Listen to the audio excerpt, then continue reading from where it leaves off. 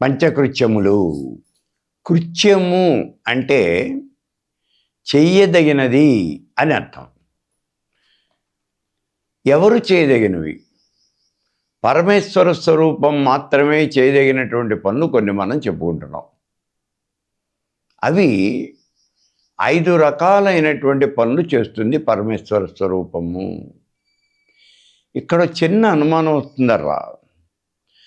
పరమేశ్వర స్వరూపము అని అన్నాం, చేస్తుంది అని అంటూ ఉన్నాం. మరి ఇది స్త్రీ రూపమా, పురుష రూపమా? అసలు ఏమిటి పరమేశ్వర స్వరూపం? ఇది చాలా చిన్న అనుమానం, కానీ అనుమానం చాలా పెద్దది, కనిపించడం చిన్నదిలా ఉంటుంది. మరి పరమేశ్వర స్వరూపాన్ని గురించి చెప్పేటప్పుడు స్త్రీ రూపంగా చెప్పాలా, పురుష రూపంగా చెప్పాలా, ఎలా చెప్పాలి?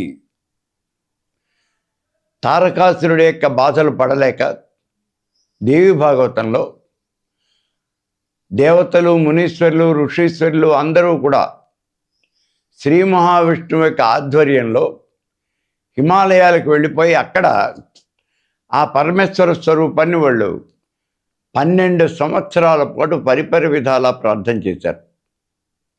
12 సంవత్సరాలు ప్రార్థన చేశారు.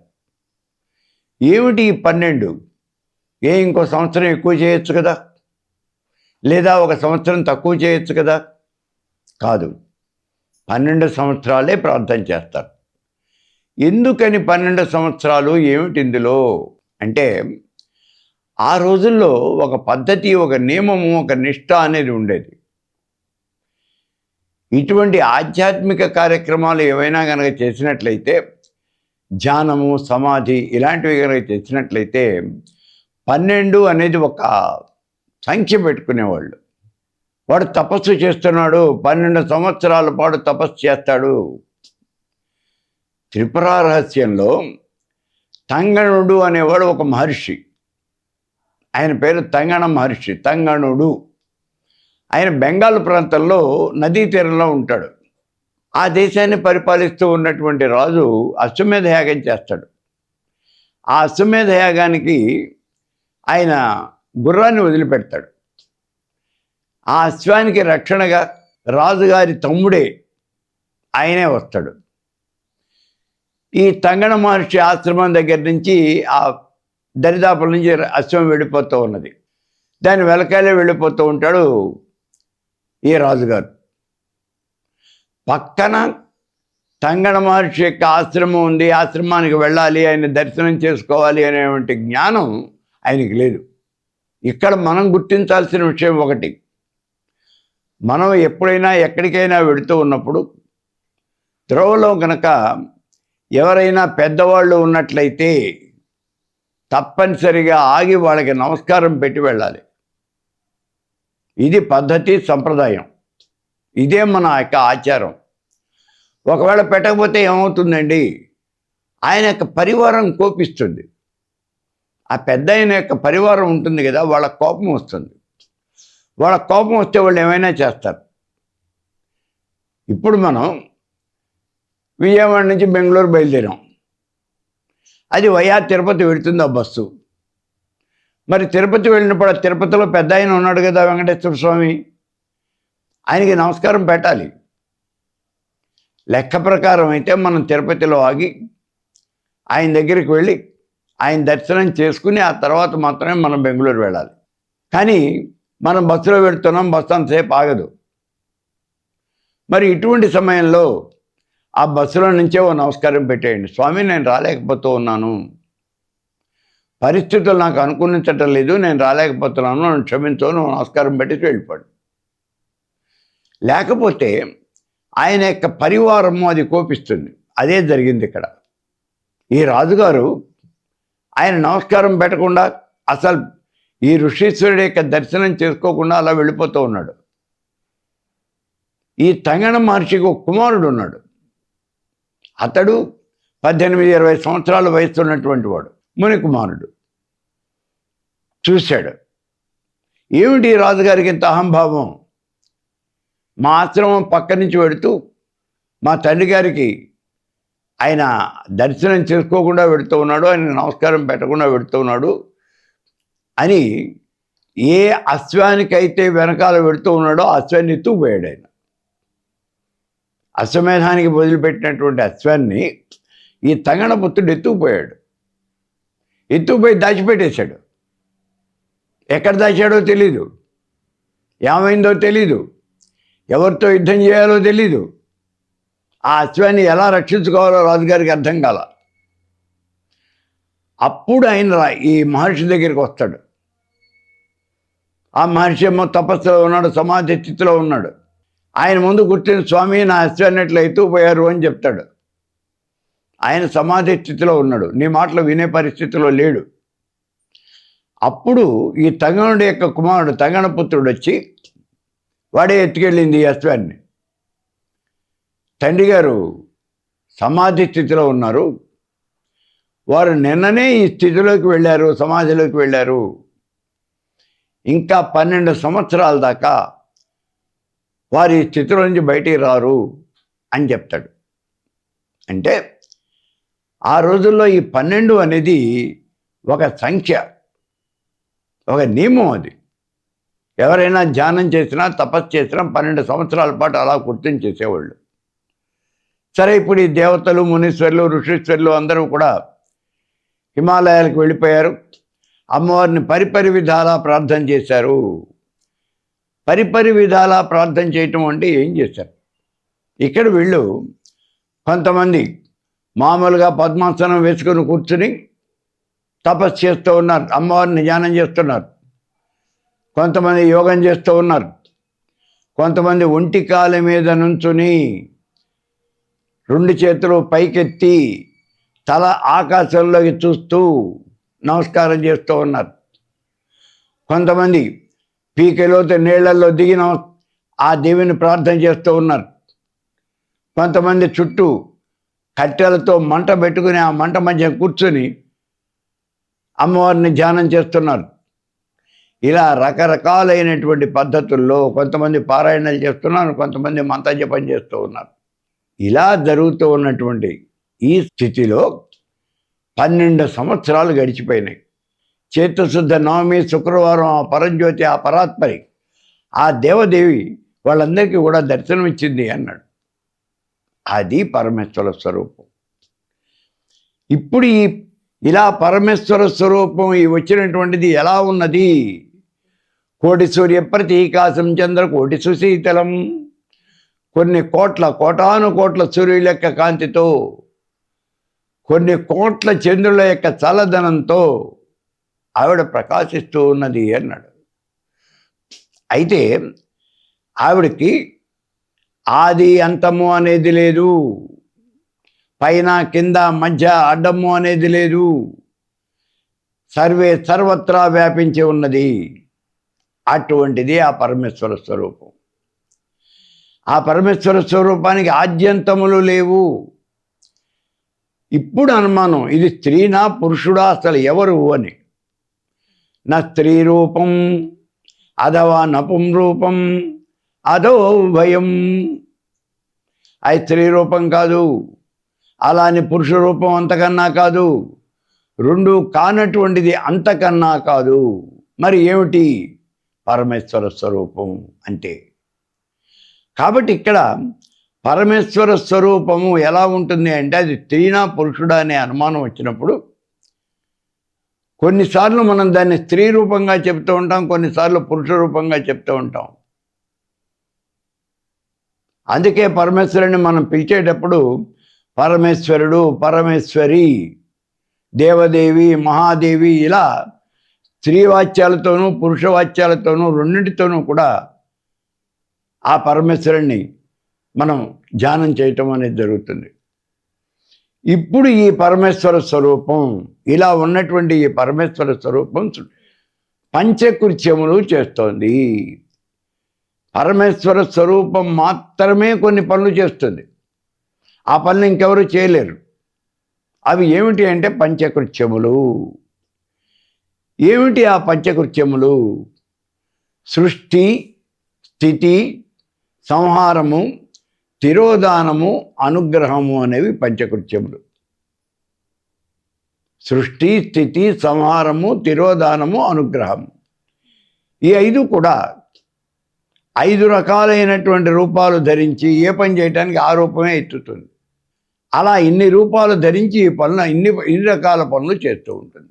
వీటిల్లో మొట్టమొదటి పని ఏమిటి అంటే సృష్టి.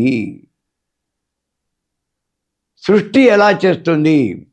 ఈ సృష్టి ఎలా జరిగింది అన్నప్పుడు మొట్టమొదటిలో మనం చెప్పుకున్నాం చూడండి, ప్రళయం జరిగిన తర్వాత కొంతకాలానికి మళ్ళీ సృష్టి చేయాలని ఆ పరమేశ్వర స్వరూపం భావించింది. ఎందుకు గాను సృష్టి చేయాలనుకుంది? గతంలో ప్రళయం సంభవించినప్పుడు కర్మక్షయమైనటువంటి జీవరాశి అంతా కూడా మోక్షం పొందేసింది. కర్మక్షయమైనటువంటి జీవరాశి మోక్షం పొందింది. ఎంత ఉంటుందండి ఈ జీవరాశి? కర్మక్షయమైపోయినటువంటి జీవరాశి ఎంతమంది ఉంటారు? ఎన్ని జీవులు ఉంటాయి? మహా అయితే 3 or 4 జీవులు ఉంటాయి, అంతకన్నా ఎవరూ ఉండరు. కర్మక్షయమైపోయినటువంటి జీవరాశి అంటే మానవుడు తాను చేసినటువంటి కర్మను తానే అనుభవించాలి, ఇంకెవరూ అనుభవించరు. ఈ విషయం మనకి చాలా గట్టిగా అనేక సార్లు చెప్పాను. వాల్మీకి బోయేవాడు. అలా బోయేవాడుగా ఉన్నటువంటి వాల్మీకి దారులు కొట్టి బతుకుతూ ఉన్నాడు. ఒక రోజున సప్తఋషులు వచ్చారు. ఏమయ్యా, దారులు కొడుతున్నావు కదా, మనుషులను చంపేస్తూ ఉన్నావు కదా, మరి దానివల్ల పాపం వస్తుంది కదా, అసలు ఈ డబ్బులన్నీ ఏం చేస్తున్నావు? దారులు కొట్టి డబ్బులు ఏం చేస్తున్నావు అంటే, నా సంసారాన్ని పోషిస్తున్నాను. మరి దీనివల్ల పాపం వస్తుంది కదా, ఆ పాపం నువ్వే అనుభవిస్తావు కదా. నేను ఒక్కడిని ఎందుకు అనుభవిస్తాను? నేను సంపాదించినటువంటి డబ్బులన్నీ నా భార్య పిల్లలు అంతా అనుభవిస్తున్నారు కదా, వాళ్ళే ఈ పాపాలు పుణ్యం అంతా కూడా వాళ్ళు అనుభవిస్తారు అంటాడు. లేదయ్యా అంటారు వాళ్ళు. లేకపోవటం ఏంటి, నాతో పాటు నా భార్య కూడా అనుభవిస్తుంది. సరే వెళ్ళి అడిగిరా అన్నారు. అమ్మో నేను అటు వెళ్ళగానే వీటి మీరు పారిపోతారు అన్నాడు. మేము పారిపోమయ్యా, మీకు మాట ఇస్తున్నాం, మేము ఇక్కడే ఈ చెట్టు కిందే కూర్చుంటాం, నువ్వు ఇంటికి వెళ్ళు. నువ్వు సంపాదించినటువంటి ఈ పాపము పుణ్యము నీ భార్య కూడా అనుభవిస్తుందేమో అడిగిరా. పుణ్యం ఎట్లాగో అనుభవిస్తుంది, పాపం కూడా అనుభవిస్తుందా అడిగిరా అన్నారు. సరేను అన్నాడు. ఇంటికి వెళ్ళాడు, భార్యను పిలిచి అడిగాడు. నేను ఈ పాప పనులు చేస్తూ ఉన్నాను కదా, దీనివల్ల చాలా పాపం వస్తుంది, మరి ఈ పాపాన్ని నాతో పాటు నువ్వు కూడా అనుభవిస్తావా? నాకేం అవసరం అని. అదేంటి, నేను సంపాదించిన డబ్బులు నువ్వు తింటున్నావు కదా, మరి నేను చేసిన పాపం నిన్ను అనుభవించవా? భార్యగా నన్ను పోషించవలసిన బాధ్యత నీది. నువ్వు డబ్బులు ఎక్కడి నుంచి తెస్తావో నాకు తెలీదు. ఏమైనా పని చేసి తెస్తావో, దారులు కొట్టి తెస్తావో, హత్యలు చేసి తెస్తావో నాకు తెలీదు. నాకు డబ్బులు ఇవ్వాలి, నేను బతకాలి, అంతే నాకు కావాల్సింది. నీ యొక్క పాపపుణ్యాలతో నాకు నిమిత్తం లేదు అంది. అప్పుడు ఆయన మళ్ళీ సప్తఋషుల దగ్గరికి వచ్చి ఆవిడ అనుభవించనని చెప్పింది అంటాడు. అప్పుడు వీళ్ళకి జ్ఞానోదయం కలిగిస్తారు ఈ సప్తఋషులు. కాబట్టి ఇక్కడ మనం గుర్తించాల్సింది ఏమిటి అంటే, ఆ జీవి చేసినటువంటి కర్మను ఆ జీవే అనుభవించాలి తప్పించి ఇంకెవరూ అనుభవించరు. సరే, అనుభవించడం వల్ల ఆ కర్మ క్షయమైపోదు అనే విషయం మనకి బాగా తెలుసు. ఎంత అనుభవించినప్పటికీ కర్మ క్షయం కాదు. కల్పాంతం వరకు అనుభవించినప్పటికీ కర్మ క్షయం కాదు. ఆ కర్మ అనేది ప్రతి జన్మలోనూ మనం చేస్తూనే ఉంటాం, అది పెరుగుతూనే ఉంటుంది. మరి ఈ కర్మ క్షయం కావాలి అంటే ఏం చేయాలి? జ్ఞానాగ్ని చేత మాత్రమే కర్మ అనేది క్షయమవుతుంది. అందుకని జ్ఞాన సముపార్జన చేయాలి. కర్మ ఎప్పుడైతే క్షయమైపోయిందో అప్పుడు నీకు కైవల్య ప్రాప్తి అనేది జరుగుతుంది. కైవల్యము అంటే మనం దాన్నే మోక్షము అని చెప్పుకోవచ్చు, పర్వాలేదు, మోక్షము అనొచ్చు. కాబట్టి కర్మ అనేది క్షయమైపోతే నీకు మోక్షం అనేది వచ్చేస్తుంది. మరి ఇప్పుడు మళ్ళీ సృష్టి చేయాలి అని ఆలోచించింది ఈ పరమేశ్వర స్వరూపం. ఎందుకుట? కర్మక్షయం కాకుండా తమ యొక్క కర్మను తమతో పాటుగా మూటగట్టుకున్నటువంటివై ఆ జీవరాశి అంతా కూడా పరమేశ్వర స్వరూపంలో లీనమైపోయింది. ఇప్పుడు వాళ్ళందరికీ మళ్ళీ జీవం ప్రసాదించి మళ్ళీ వాళ్ళందరినీ సృష్టించి వాళ్ళ యొక్క కర్మని కూడా వాళ్ళతో అనుభవింపజేసి ఆ కర్మ క్షయం చేయాలి అనే ఉద్దేశంతో, వాళ్ళకు కూడా మోక్షం కలిగించాలి అనే ఉద్దేశంతో ఆ పరమేశ్వర స్వరూపం మళ్ళీ సృష్టి చేయాలి అని అనుకున్నది. అయితే ఈ సృష్టి ఎన్ని రకాలుగా జరిగింది?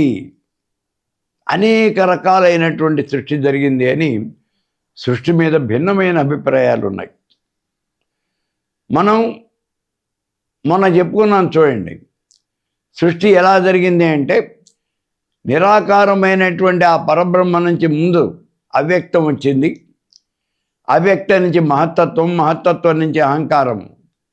ఇవే సత్వరజ తమో గుణాలు. అవ్యక్తము అంటే సత్వగుణం, మహత్తత్వము అంటే హిరణ్యగర్భుడు రజోగుణం, అహంకారం అంటే విరాట్ రూపం, అదే తమో గుణం. ఇలా సత్వరజ తమో గుణాలు మూడు వచ్చేసినాయి. వీటి నుంచి తన్మాత్రలు, శబ్దస్పర్శ రూప రసగంధాలు వచ్చాయి. వాటి నుంచి తన్మాత్రల స్థూల రూపాలైనటువంటి పంచభూతాలు వచ్చినాయి. పంచభూతాల్లోనూ మొట్టమొదటి ఆకాశం వచ్చింది. ఆకాశం నుంచి వాయువు, వాయువు నుంచి అగ్ని, అగ్ని నుంచి జలము, జలము నుంచి పృథివీ, పృథివీ నుంచి ఓషధులు, ఓషధుల నుంచి అన్నము. ఇలా అంతా కూడా సృష్టి వచ్చేసింది.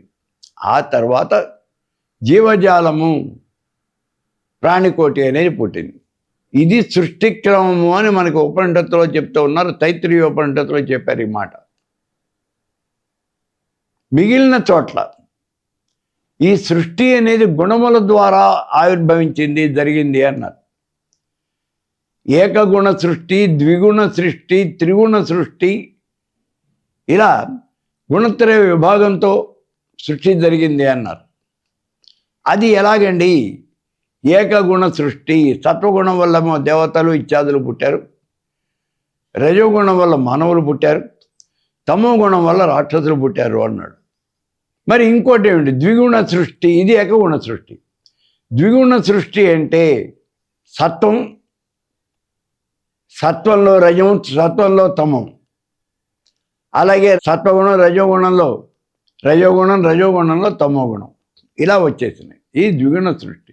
త్రిగుణ సృష్టి ఒక్కొక్క గుణము మూడు భాగాలుగా అయింది. సత్వగుణం, రజోగుణం, తమో గుణం. అంటే సత్వగుణమే మళ్ళీ మూడు భాగాలైంది. సత్వం, రజస్, తమస్సు అని. వాటిని మళ్ళీ మూడు భాగాలు చేస్తారు. సత్వంలో సత్వంలో సత్వం, సత్వంలో సత్వంలో రజం, సత్వంలో సత్వంలో తమం. ఇలా ప్రతి గుణాన్ని కూడా మళ్ళీ విభజన చేసుకుంటూ వచ్చారు. దీన్ని త్రిగుణ సృష్టి అన్నారు. దీనివల్లే ఈ చరాచర జగత్తులో ఉన్నటువంటి ఈ నామరూపాత్మకమైనవన్నీ కూడా ఆవిర్భవించాయి అన్నారు. ఈ త్రిగుణ సృష్టి గుణత్రయం వల్ల ఆవిర్భవించింది. ఇది కాకుండా సృష్టిని గురించి అనేక విషయాలు చెప్పారు, అనేక రకాలుగా చెప్పారు. ఏమిటి అంటే పరమేశ్వరుడు మొట్టమొదటగా శతరూప అనే ఒక స్త్రీని సృష్టించాడు. ఆ పరమేశ్వర స్వరూపం సృష్టి చేయాలి అనుకుంది. అప్పుడు నాకు ఒక స్త్రీ కావాలి అని అనుకుంది. ఎందుకు కావాలి? సృష్టి చేయటం అనేది ఒక స్త్రీ వల్ల కానీ ఒక పురుషుడి వల్ల కానీ కాదు, ఇద్దరు కలిస్తేనే సృష్టి అనేది జరుగుతుంది. అందుకని ఈ పరమేశ్వర స్వరూపం నాకు ఒక స్త్రీ కావాలి అనుకుంది. మరుక్షణంలోనే ఆయన ముందు ఒక స్త్రీ ప్రత్యక్షమైంది. అంటే ఒక రూపం వచ్చేసింది. రూపం అనేది ఎప్పుడైతే వచ్చిందో ఆ రూపానికి ఒక నామం అనేది ఏర్పాటైంది. ఆవిడ పేరే శతరూప. శతరూప అంటే అదేదో ఆవిడకి పెట్టినటువంటి పేరు కాదు. మరి ఏమిటి? శతము అంటే అనేకము అని అర్థం. శతము అంటే 100 అనే కాదు. నీకు 100 సార్లు చెప్పానయ్యా అని అంటాం మనం. 100 సార్లు చెప్పాను అంటే ఈ 100 అనేటటువంటి సంఖ్య అనేకము అనే మాటను చెప్పడానికి మనకి దాని ప్రత్యేకంగా కనిపిస్తుంది. 100 అంటే అనేకము అని, లెక్కలేనన్ని శతరూప, అనేకమైన రూపములు కలిగినటువంటిది, అనేక రూపాలు ధరించినటువంటిది.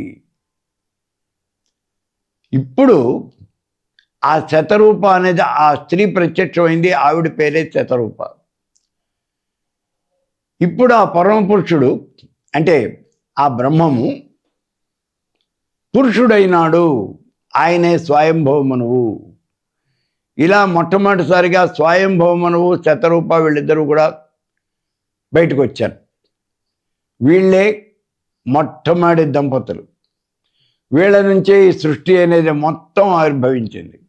శతరూప ఆడు గుర్రమైంది, బడబా అంటే ఆడగుర్రం.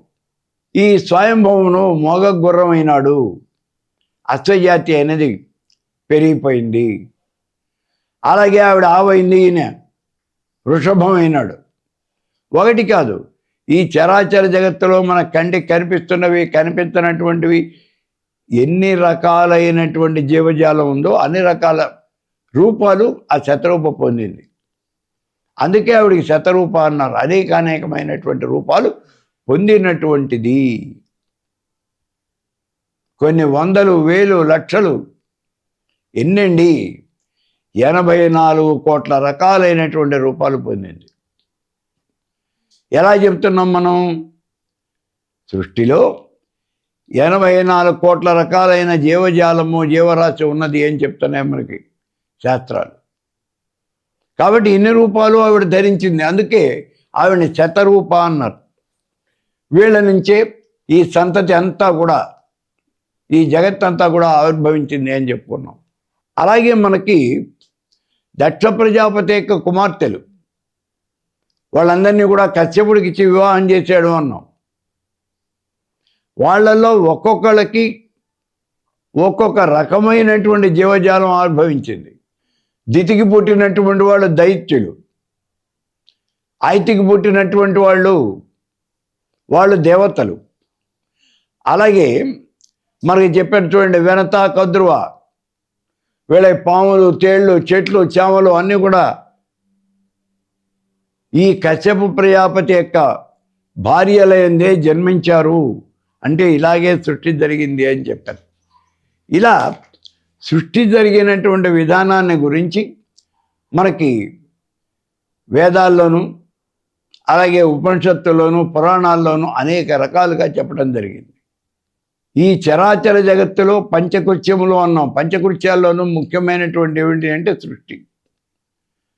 ఈ సృష్టి స్థితి లయాలు ఇవి చేసేటటువంటిది పరమేశ్వరి. సృష్టి స్థితి లయాలు ఎలా చేస్తుంది? ఆవిడే చేస్తుందా? చేయదు. మరి ఎట్లా చేయిస్తుంది? దానికి ప్రత్యేకమైనటువంటి వాళ్ళని అపాయింట్ చేస్తుంది.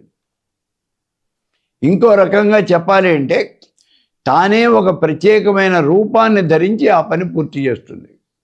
ఎలా చేస్తుంది? సృష్టికర్తి బ్రహ్మరూప గోప్త్రి గోవింద రూపిణి సంహారిణి రుద్రరూప తిరోధానకరి ఈశ్వరి సదాశివ అనుగ్రహద పంచకృత్య పరాయణ.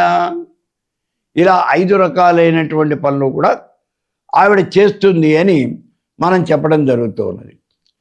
ఏమంటున్నాడు ఇక్కడ? సంహారచార ఆయత్త ఉత్పత్తిర్భవ నిర్మిత రక్షాతు ముడ సంలగ్న. సృష్టి, స్థితి, లయము ఈ 3 కూడా బ్రహ్మ, విష్ణువు, రుద్రుడు వీళ్ళ యొక్క రూపాల్లో ఈ పనులు చేస్తూ ఉన్నది. అదే ఇక్కడ విషయాన్ని చెప్తూ ఉన్నాడు. ఈ పంచకృత్యములు చేయటము అనేది ఎవరు చేస్తారు? పరమేశ్వర స్వరూపం ఒక్కటే చేస్తుంది, ఇంకెవరు చేయరు.